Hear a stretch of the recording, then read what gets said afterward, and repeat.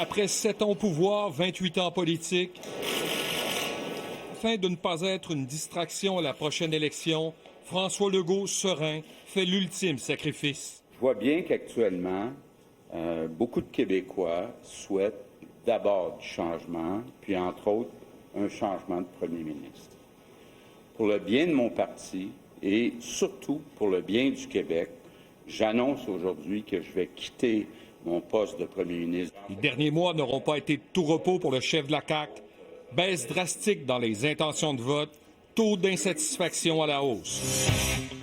Avant la pause des fêtes, le premier ministre ne cessait de répéter qu'il restait, même si dans son caucus, certains réclamaient son départ en sourdine. C'est déjà décidé avec Isabelle et moi que je vais être là à la prochaine élection. La pression était forte à l'extérieur du Parlement aussi. Affrontement majeur avec les syndicats, les médecins, qui ont conduit au départ d'un des fondateurs de la CAQ, Lionel Carman, et de Christian Dubé, qui a claqué la porte après qu'on ait écarté sa loi. Depuis 2022, 11 députés ont quitté ou ont été exclus de sa formation politique.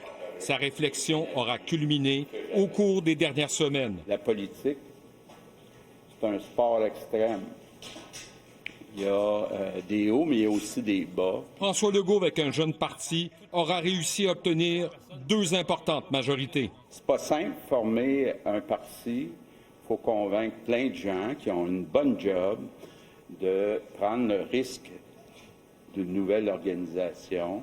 Il n'y a rien de plus emballant, malgré toutes les difficultés que ça peut amener. Il n'y a rien de plus emballant que de créer dans la vie. Aujourd'hui, tout le Québec doit se mettre en mode d'urgence. Durant son règne, on retiendra la gestion de la pandémie, période hors norme pour tous les gouvernements de la planète. J'ai essayé 7 jours sur 7 de sauver le maximum de vies au Québec. Il aura aboli les commissions scolaires, haussé le budget en éducation, renforcé la loi sur la laïcité, renforcé la protection de la langue française, baissé les impôts, lancé de grands projets avec Hydro-Québec, soutenir le développement de la filière batterie, malgré l'échec de Norvolt. On a eu beaucoup plus d'investissement des entreprises depuis 7 ans.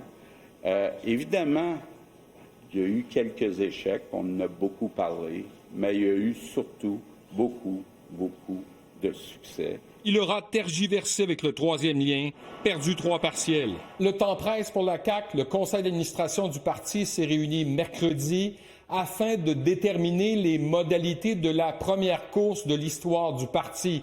Des modalités qui pourraient être dévoilées dès la semaine prochaine, car l'échéance électorale approche. On doit nommer un nouveau chef d'ici la fin mars. Parmi les prétendants potentiels, Sonia Lebel, Christine Fréchette, Simon-Jolin Barrette, Geneviève Guilbeault, Bernard Drainville, Éric Girard et François Bonnardel, un des derniers adéquistes à la CAQ. Ce sera évalué.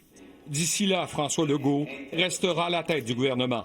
Je remercie sincèrement les Québécois de m'avoir confié 2 mandats majoritaires.